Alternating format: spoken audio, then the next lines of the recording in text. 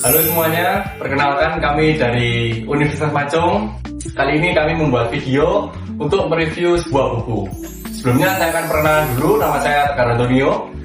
Nama saya Nama saya Stefan Diwan. Nama saya Diki Marcelino. Nama saya Vincent Sudirosi. Oke, kami membuat video ini tujuannya untuk mereview sebuah buku ini ya. Jadi kami akan mereview sebuah buku, sebuah seni untuk bersikap bodo amat dari Mark Manson. Jadi buku ini kami akan review untuk sebagai tugas Ujian akhir semester mata kuliah ilmu komunikasi. Jadi nanti kami akan hubungkan buku ini dengan ilmu komunikasi itu apa sih kira-kira gitu ya. Oke. Baik, kami akan mulai. Yang pertama, saya akan memulai terlebih dahulu. Jadi buku ini menurut saya sebagai penyelamat anak muda ya. Kenapa kok sebagai penyelamat anak muda? Karena gini, sekarang kita itu tinggal di mana egois itu lebih tinggi daripada yang harus kita lakukan gitu. Maksudnya empati kita gitu loh. Jadi menurutku sekarang anak muda itu egoisnya lebih tinggi dan lebih mendengarkan perkataan orang lain daripada dirinya sendiri gitu loh. Insecure. Lebih ke insecure gitu loh. Nah, dengan buku ini aku udah mulai baca. Nah, buku ini tuh kayak relate banget gitu loh sama kehidupanku sekarang, relate gitu loh, kayak tiap halaman gitu ya aku baca lah relate banget gitu loh. Ya kayak contohnya saya ambil contohnya dari segi cara kita berpenampilan atau cara kita berkomunikasi dengan orang kayak gitu. Jadi ya sebenarnya kita tuh nggak perlu mendengarkan perkataan orang lain yang nggak bener. Jangan menjadi pengamat gitu loh. Maksud saya seperti itu gitu loh. Nah, kalau menurutmu sudah baca buku ini gimana sih? Mulai dari Sotong dulu deh. Gimana? Menurut kamu nih buku ini gimana gitu loh? Kalau saya ya yang membaca buku ini sama-sama, buku ini bagus teman-teman untuk kaum seperti saya, apalagi background keluarga saya yang broken home gitu ya. Berarti kamu broken home ini? Tapi jangan insecure ya. Karena buku ini teman-teman, jadi di zaman sekarang itu banyak sekali orang yang kemakan sama omongan broken home. Jadi mereka jadikan diri mereka sebagai korban gitu.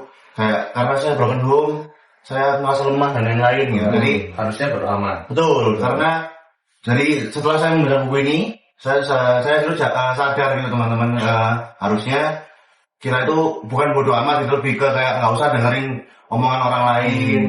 Terus ya udah nggak ngapain gitu loh. Let's keep moving lah ya. Berarti cara bersikap ya. Betul, itu bergerak terus teman-teman gitu.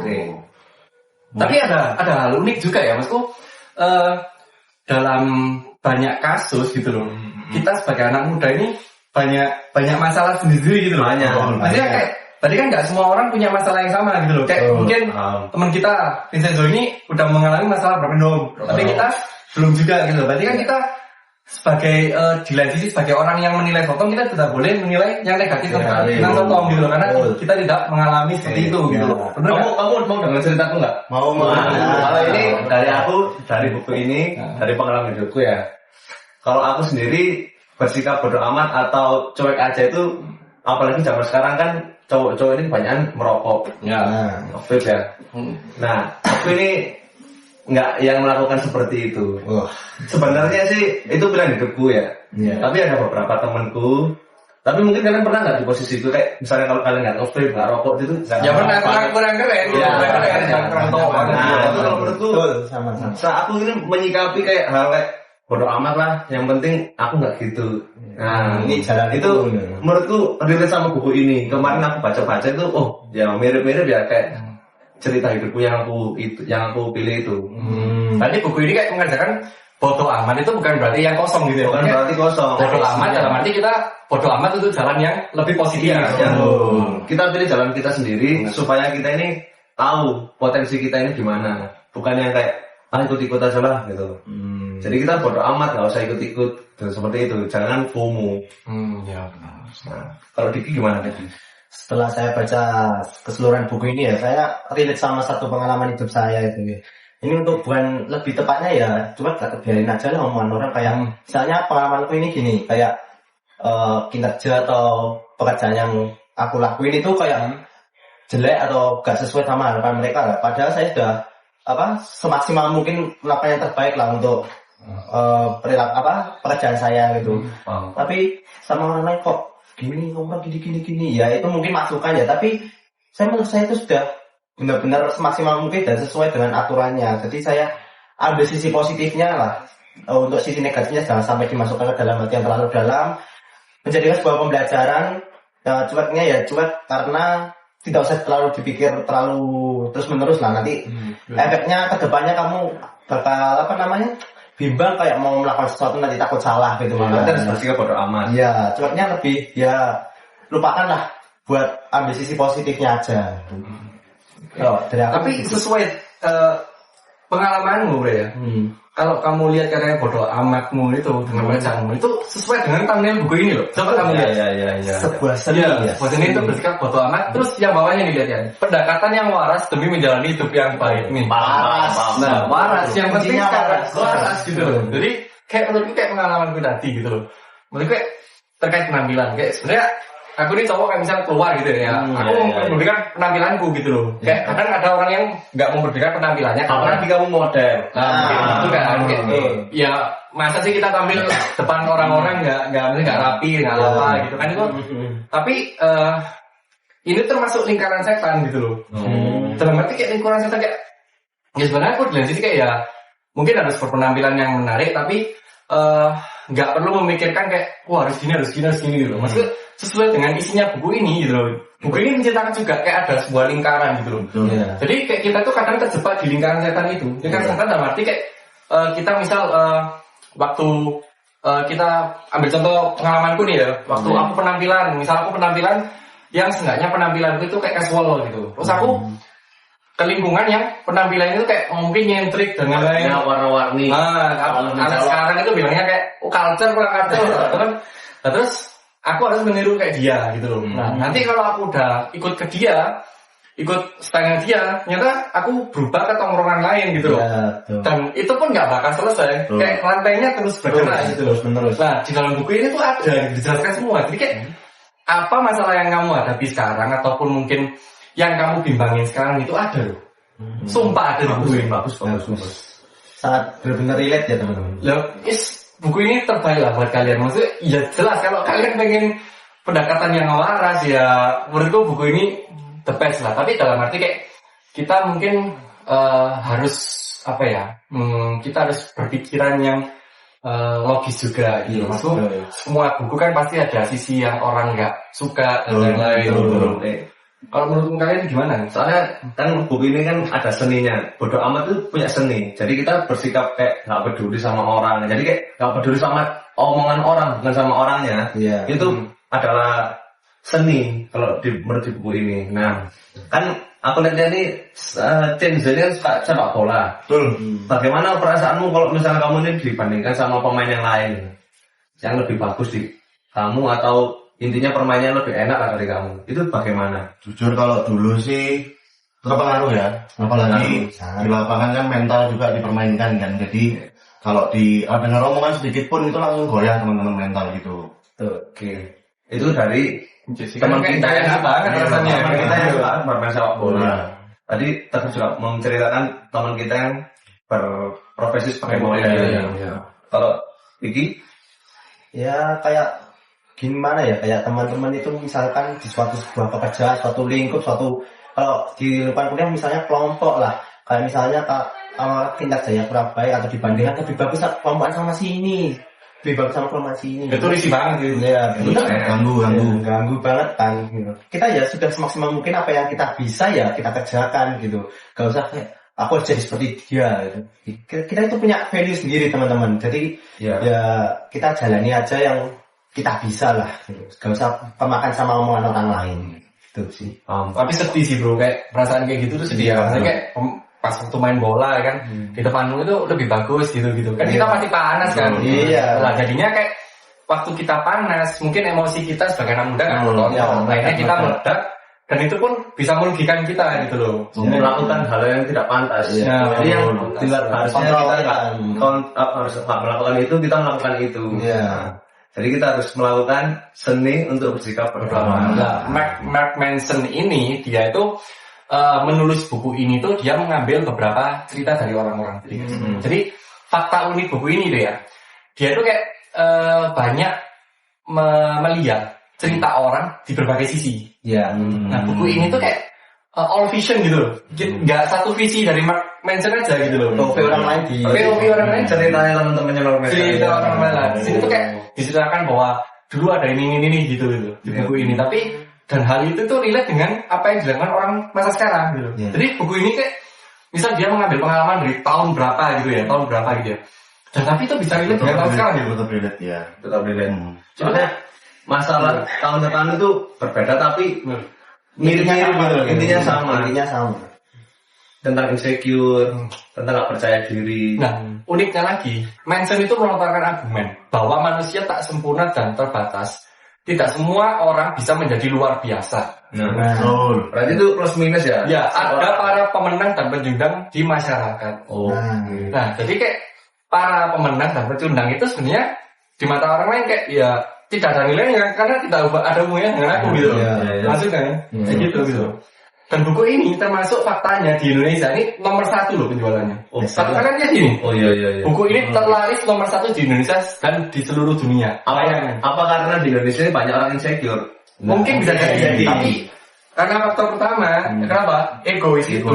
Egois dan apa ya? Gengsi, lebih ke gengsi gitu loh. Dan biasanya orang pun suka nyinyir. Nah, itu benar. Indonesia banget. Akhirnya suka ngomongin orang, akhirnya orang yang diomongin kena mental gitu. Biasanya orang yang diomongin suka bodo amat. Nah, aku pengen nge-spill buat orang-orang yang lihat video kita gitu. Jadi di beberapa buku ini tuh kayak ada beberapa subpoin kayak gitu, kayak kebahagiaan itu tidak masalah, Anda tidak istimewa, nilai penderitaan kayak gitu. Jadi kayak ini tuh sebenarnya buku ini lebih dalam maknanya gitu guys. Jadi kayak kita mungkin harus membaca sekitar 2 kali atau 3 kali. Kamu udah baca berapa kali kira-kira? Udah mau 2 kali? 2 kali ya? 1,5 lah. Ya Belum finish. Iya. Aku aja masih sampai bab 6 itu, belum habis. Dan di sini lah kegagalan adalah jalan untuk maju lagi. Aku mau bahas. Relate banget itu benar. Masuk gini loh. Banyak yang bilang lebih baik juara 3 daripada juara 2. Nah, menurutku gini guys, dalam pandangan buku ini ya sebagai masih cara kita berkomunikasi juga gitu. Kenapa kok juara 3 lebih baik daripada juara 2? Karena juara 2 hasil kalah dari juara pertama gitu loh. Tapi karena buku ini bilang kegagalan itu bukanlah akhir atau apa, itu benar gitu loh. Tapi ya balik lagi, kalau saya dibilang, kalau kamu juara 2 ya saya nggak masalah sebenarnya kayak gitu. Kalau menurut kalian gimana? Kalau ngomong-ngomong tentang gagal, pernah gagal nggak dari tim judo? Sering. Gagal. Apalagi di dunia olahraga itu ada yang namanya kalah, ada yang namanya nggak terpilih dan lain-lain, itu sering banget. Tapi yang paling penting tuh gimana sih caranya aku menanggulangi kegagalan itu gitu sampai sekarang gitu. Kalau kalian gimana? Kalau dari aku sendiri gagal. Aku sendiri kan sekarang lagi bermain investasi. Itu. Investasi ini yang aku pilih ini resikonya sangat tinggi. Nah, ya banget. Jadi aku banyak sekali membuang uangku dan secara nggak langsung itu buat pembelajaranku. Nah, aku berpikir positifnya untuk kedepannya, untuk pas aku udah di dunia kerja nih, aku jadi lebih baik lagi. Itu sih. Kalau dari gini, kalau dari aku ya kayak kita itu menjadi sebuah kayak ada pembuktian lah. Kayak dulu kita misalnya kayak di pojokan atau di ya kamu itu sudah gak pantas kamu masuk kelompokku gitu kan. Nah terus aku kan selalu ya semampuku improve nggak bisa, jadi kayak orang-orang lain itu malah loh kok malah bagus nah gitu. Kita itu harus sampai benar-benar di mata mereka itu orang ini kok semakin improve ya, berubah gitu. Gak sesuai apa yang diekspektasikan oleh mereka gitu. Jadi ya itu sih bisa dibilang underdog ya. Yang awalnya diremehkan lalu menjadi yang cerdas. Oke. Kalau dari ceritamu? Jadi kalau dari ceritaku itu tentang kegagalan ya. Ya kegagalan itu sebenarnya aku tuh orangnya pengen menang terus. Menang. Siapa sih mau kalah? Enggak ada. Maksudku tapi kalau aku pengen menang terus gitu loh. Sebenarnya tuh gak ada proses gitu. Gak ada progres kalau menurut saya. Jadi kayak semua manusia, semua player hebat, kayak contohnya player bola lah gitu. Iya. Ronaldo pasti pernah kalah, Lionel Messi kalah, gitu loh.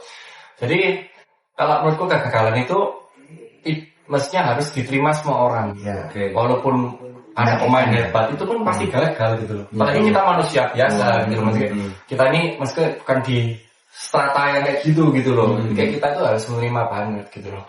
Kayak gitu sih. Jadi buku ini tuh waduh, menurut saya itu relate banget lah gitu loh.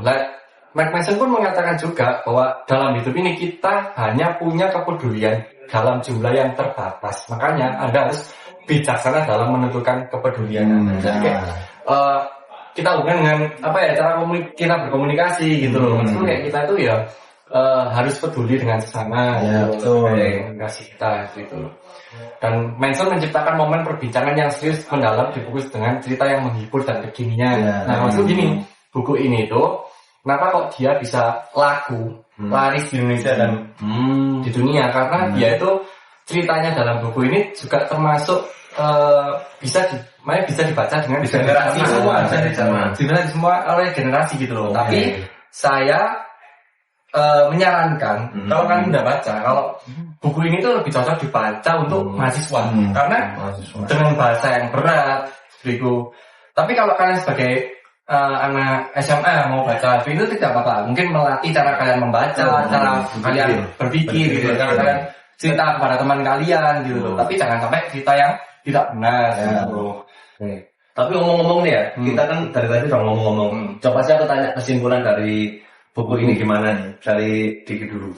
Kalau dari aku, buku ini sangat bagus ya teman-teman. Jadi kayak memang relate banget sama kehidupan anak muda sekarang yang merasa insecure dan gimana sih cara menanggapinya semua ada di dalam buku ini dan melatih ilmu komunikasi kita sesuai dengan mata kuliah ini.